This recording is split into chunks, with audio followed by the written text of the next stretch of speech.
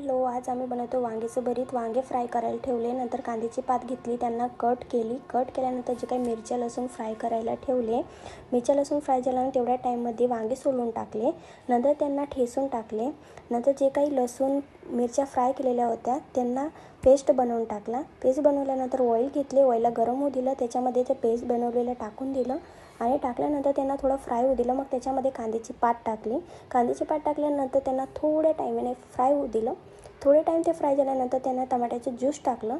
टमाट्याचं juice टाकलं, थोडंसं स्वादिनुसार नमक टाकलं आणि थोड्या टाईम त्यांना खालीवरती फ्राय होऊ दिलं आणि वांग्याचं भरीत त्याच्यात टाकून दिलं आणि त्यांना थोड्या टाईममध्ये फ्राय होत गेलं आणि वांग्याचं भरीत अशाप्रमाणे मस्त तरीके रेडी होत गेलं आणि त्याच्यात थोडीशी कोथिंबीर टाकून दिली आणि फ्राय झाल्यानंतर आमचं भरीत रेडी झालं. आता तुम्ही हे भरीत खाऊ शकता. कसे लागले आम्हाला कमेंटमध्ये सांगू शकता.